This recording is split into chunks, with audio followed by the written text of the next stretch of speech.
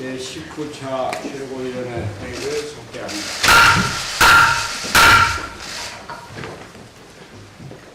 오늘 국정감사 때문에 많은 분들이 빠졌습니다. 또 오신환 총장도 바로 나가셔야 되는데요. 그래요? 오늘 국정감사 때문에 많은 의원들이 빠졌습니다. 오신환 사무총장도 이제 방금 가셔야 되는데,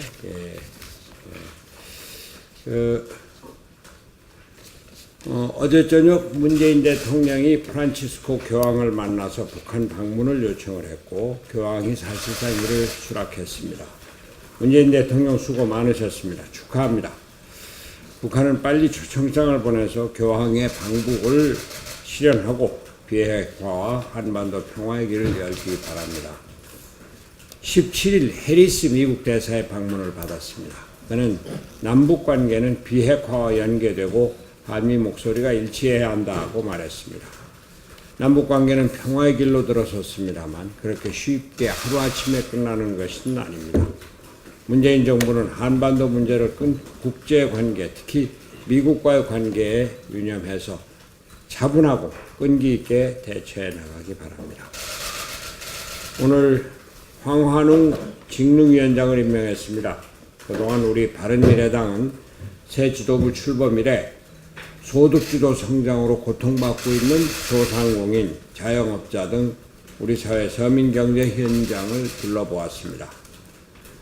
9월 6일 소상공인 단체와의 간담회를 필두로 해서 편의점 가맹점협회, 요양보호사협회, 남양주의 세탁업소, 보건의료기사협회, 건물관리사협회 등을 방문하거나 좌담회를 가졌습니다. 이러한 활동을 통해서 문재인 정부의 이념 주도형 경제정책이 소상공인 자영업자들에게 얼마나 큰 고통을 주고 있는가를 생생하게 절감할 수가 있었습니다. 이러한 일을 황환웅 위원장이 주도적으로 준비했습니다. 전국 직능단체협의회 사무총장을 역임하면서 여러 직능단체와 소상공인들의 절대적인 신임을 얻고 있는 황환웅 위원장이 우리 당의 직능위원장을 맡아서 앞으로도 경제정당, 민생정당인 바른미래당을 위해서 큰 역할을 해주시기 바랍니다. 황환웅 위원장. 자. 예.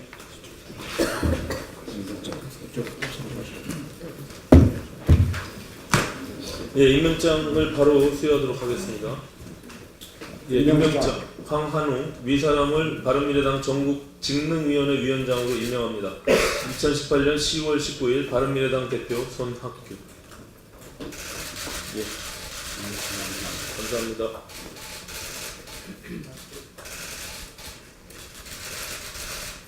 말씀하세요. 잠깐.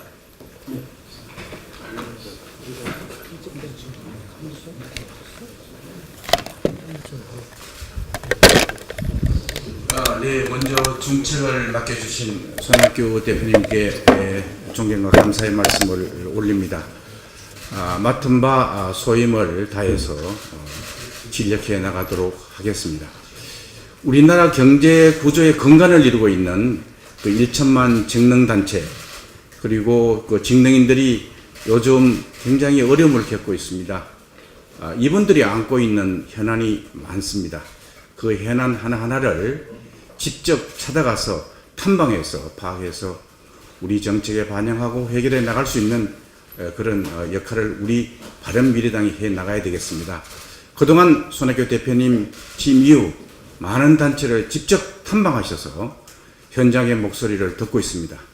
여러 어려움이 많습니다. 그런 어려움을 우리가 해결해 줌으로써 우리 정당의 지지라든가 우리 정당을 믿고 국민의당이 우리 국민들이 우리에게 지지를 해 주지 않을까 생각합니다.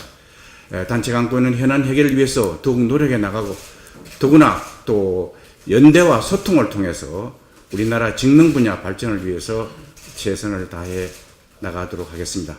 많은 성원과 지지를 부탁드립니다. 감사합니다. 네, 감사합니다. 그저께 17일 날 소상공인연합회 회장님 임원 등과 정책간담회를 가졌습니다. 이 자리에서 이분들은 최저임금의 급격한 인상으로 폐업에 몰리고 있는 절박함을 호소했습니다. 최저임금의 동결과 차등 적용, 소상공인 기본법 제정 등을 건의하셨습니다. 여기서 제가 제안합니다.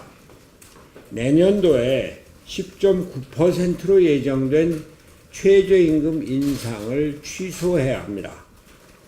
원내대표가 이러한 문제를 적극 검토하시고 만약에 이것이 법리적으로나 또는 여러 가지 여건상 정 안 되면 최소한도 최저임금 인상 시기를 7월 1일로 늦추는 방안을 강구해 보시기 바랍니다.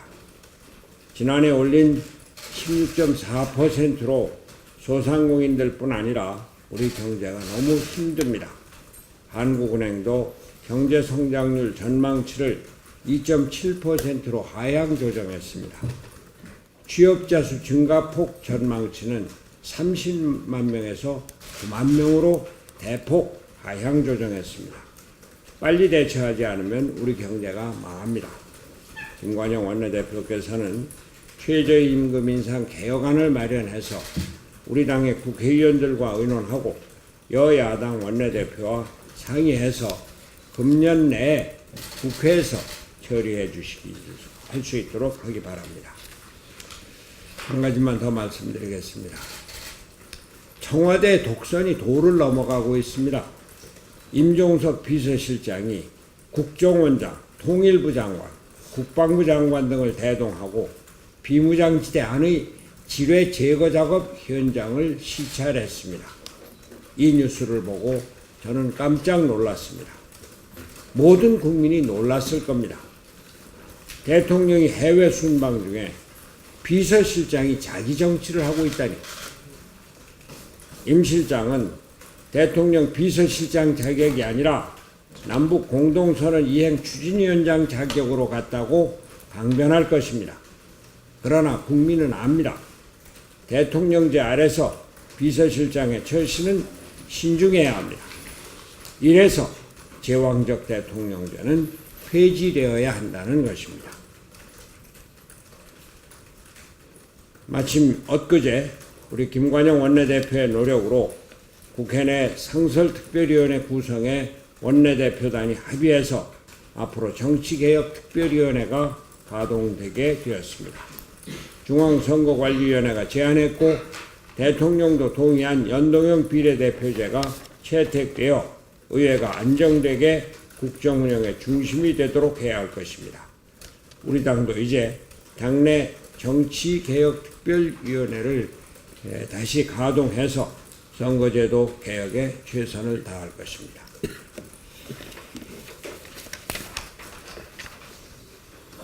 네, 원내대표입니다. 국정감사가 8일째를 맞이하고 있습니다. 어제 7일째 국감에서는 바른미래당이 산자위의 김삼화 의원을 오늘의 우수 국감의원으로 선정했습니다. 김 의원께서는 원전 운전에 관한 필수 자격증 취득 인력의 감소로 인해서 원전 안전의 위험성이 커진 점을 고발해 주셨습니다. 또 원전을 폐쇄했을 경우에 비용을 구체적으로 추계해서 탈원전 정책의 문제점도 제대로 지적을 해 주셨습니다. 오늘 김삼화 의원께서 이 자리에 참석을 하셨어야 되지만 국감 현장 시찰 문제로 참석을 하지 못하셨고 다음 최고위 자리에 오셔서 한 말씀을 하도록 하겠습니다. 소득 주도 성장을 고수하는 경제부총리, 이제는 책임을 져야 합니다. 세계 경제 둔화에 따른 한국 경제의 더 큰 위기가 눈앞에 왔습니다. 그러나 대통령과 청와대는 물론 정부 인사에 안이한 인식은 여전합니다. 어제 진행된 기재위 국감에서 바른미래당 유승민 의원은 소득 주도 성장이라는 시대착오적 정책을 지적하면서 경제부총리가 대통령과 청와대를 설득하고 소득 주도 성장을 벌일 것을 주장했습니다. 이에 대해 김동연 부총리는 소득 주도 성장은 꼭 가야 할 길이라면서 프레임 논쟁에 빠져든 것 같다고까지 했습니다. 또 소득 주도 성장은 우리의 경제 체질 변화에 필요한 부분이라고 언급했습니다. 유 의원의 적절한 지적에 엉뚱하고 아니한 인식을 보여준 김 부총리의 답변에 개탄합니다. 우리 경제의 체질 변화가 필요한 것은 사실이지만 문재인 정부는 소득 주도 성장에만 집착했을 뿐 근본적인 체질 변화 노력에는 외면하고 있습니다. 체질 개선은커녕 일부 귀족 노조의 문제만 오히려 더 두드러졌습니다. 바른미래당 김동철 의원이 밝힌 대로 노조 자녀 고용 세습과 우선 채용 등 일부 노조의 기득권이 확인됐고 서울교통공사의 사례에서도 노조 기득권의 실체가 밝혀졌습니다. 소득 주도 성장은 그런 기득권 노조가 주장해온 것이기도 합니다. 김 부총리께서는 대통령에게 소득 주도 성장을 버릴 것을 설득해야 하고 이제는 경제 책임자로서 실패한 정책을 고수한 것에 대한 책임도 져야 할 것입니다. 서울교통공사의 고용세습 문제에 대해서 저는 어제 국회가 역할을 해야 하고 국정조사를 통해 진상규명을 하고 국민 앞에 낱낱이 공개해야 한다고 했습니다. 바른미래당도 적절한 시기에 국정조사 계획서를 제출하겠습니다. 비상설 특위가 구성이 완료가 되었습니다. 대표께서 말씀하셨지만 특히 정계특위에 관해서 새 당이 특위 출범을 동의해 놓고도 3달 가까이가 지나서 구성에 합의된 점에 대해서 대단히 유감으로 생각합니다. 그러나 가능한 빠른 시일 내에 최상의 결과를 내놓도록 노력해야 하겠습니다. 협치의 제도화를 위한 유일한 방법이자 우리나라 선거의 불평등을 바로잡고 정치의 기득권 구조를 해결할 수 있는 수단이 바로 선거제도 개편입니다. 선거제도 개편은 국민들의 긍정적인 정치 참여, 소신 있는 투표를 가져오게 하고 투표율을 높이게 될 것이라고 생각합니다. 20대 국회의 사명인 민심 그대로의 선거제도 개편을 위해서 바른미래당은 모든 당력을 기울이도록 하겠습니다. 이상입니다. 네. 지난 9월 말에 있었던 유엔 총회 기조연설에서 문재인 대통령은 종전선언 필요성을 호소하면서 국제사회에 간곡히 역할을 요청했습니다. 이때까지만 해도 대통령은 계속 종전선언을 강조를 해왔습니다. 그런데 이번 유럽 순방에서는 계속 제재 완화 필요성을 또 강조하고 계십니다. 왜 대통령이 종전선언에서 제재 완화로 바꿨을까 참 의아했습니다. 그런데 17일 니혼게이자이 신문이 폼페이오 장관이 방북 시에 김정은 위원장이 대북 제재 해제를 공식적으로 요청했다고 보도를 했습니다. 핵실험장 사찰을 수용하는 조건으로 대북 제재 해제가 필요하다는 것을 직접 언급했다고 합니다. 이 뉴스를 보니까 궁금증이 풀립니다. 대통령이 바꾼 게 아니고 김정은 위원장이 바꾼 겁니다. 북한은 지금까지 비핵화의 대가로 종전선언을 계속 주장해왔지만 10월 들어서는 조선중앙통신을 통해서 계속 경제 제재 해제를 외치고 있습니다. 16일에도 대북 제재를 계속하는 것은 적대 정책을 유지하고 북한과의 관계 개선을 포기하는 것이라고 조선중앙통신은 이렇게 얘기를 했습니다. 문재인 대통령이 유엔 제재 완화 필요성을 언급하자 미국 국무부는 국제사회가 유엔 안보리 결행을 이행했던 것을 그것이 이 순간까지 남북 문제가 이렇게 되는 것에 이르게 되었으므로 이 과정이 성공적으로 성공적인 결과를 얻기 위해서라도 제재 이행은 필요하다라고 VOA가 보도를 했는데요. 이 대목에서 저는 우리의 대북 전략이 뭔지 묻고 싶습니다. 북한에서 종전선언을 원하면 종전선언이라고 외쳐주고 제재 완화를 원하면 제재 완화를 외쳐주는 게 우리의 전략입니까? 그건 그야말로 대변인 역할입니다. 북핵 문제는 치밀한 전략하에서 동맹국들과 보조를 맞추면서 풀어야 됩니다. 문재인 대통령은 운전자 역할을 할 것인지 대변인 역할을 할 것인지 확실히 해야 합니다. 운전자라면 방향은 맞는지 과속은 아닌지 체크해 주십시오. 이상입니다.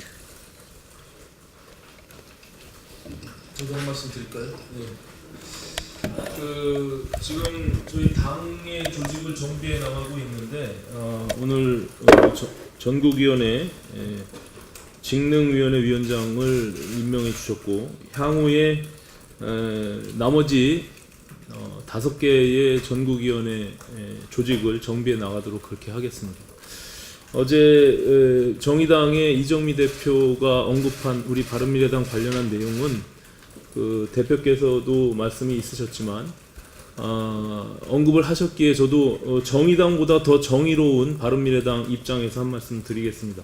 정의당이 언급하지 못하는 채용비리, 노조의 고용 세습과 관련해서 저희 바른미래당은 이 부분에 대해서 반드시 뿌리 뽑고자 노력하겠습니다. 최근에 아시다시피 사립유치원의 회계부정 비리와 관련해서 그리고 서울교통공사의 친위청 채용 비리 그리고 한국국토정보공사 또 인천공항공사에서 발견된 여러 가지 친인척들의 채용 비리와 관련해서는 우리 청년들이 지금 어려운 현실 속에서 굉장히 분노하는 그런 사항입니다.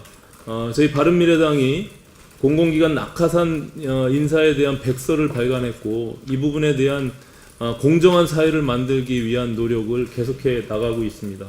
필요하다면 당에 특위를 구성해서 이 채용 비리와 관련해서는 반드시 바로잡고 또 우리 청년들이 희망을 갖고 공정한 사회를 만들어 가는 데 있어서는 바른미래당이 앞장서도록 그렇게 하겠습니다.